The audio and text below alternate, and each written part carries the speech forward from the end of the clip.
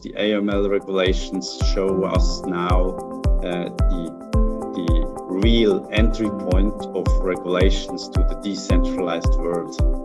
This is the place where the regulator plans to get into the DeFi world and to, I'm very sorry for that, but to regulate also the decentralized world. It starts also from an international point of view. The FATF travel rule, it's the Financial Action Task Force, the standard setting body of international AML rules, has since long time ago created the so-called travel rule. This means that for a payment order, the provider has to send with the payment order the originator's and beneficiary's name, address, and account number. Now, this kind of principle is by the FATF in their virtual asset service providers guidance, says that it also applies to such virtual assets.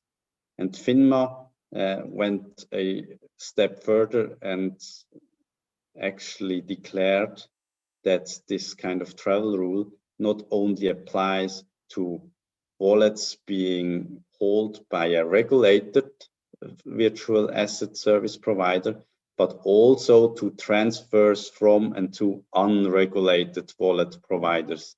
And this is what actually, to be honest, makes it especially difficult for a decentralized world, because as soon as there is one provider involved, either the operator of the platform or the users which are subject to AML regulations, they must somehow apply this travel rule also with regard to transfers in this decentralized finance platform.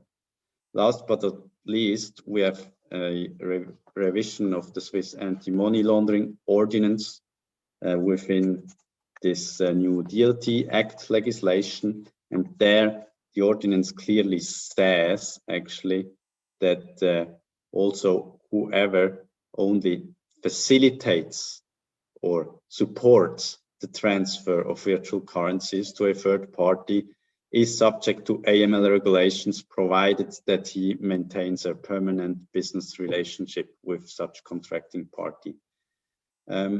This sounds very complicated, but in the essence, it means if an operator of a DeFi platform, even if he does not provide for custody wallets, if he simply provides some sort of gateway website where the user has to log in on his website, for example, then he has already an ongoing relationship, contractual relationship to the user, and then he must apply AML for all the users and the platform, which is obviously a little bit contradictory because he does not have the power to dispose over the assets of the user.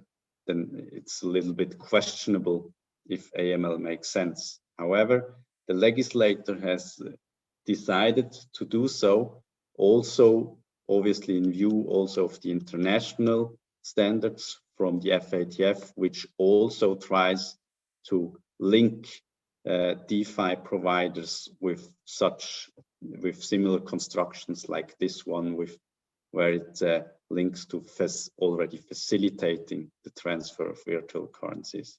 So in the end, with this last slide, we actually see how the regulator is starting to try catching also DeFi providers with regulations.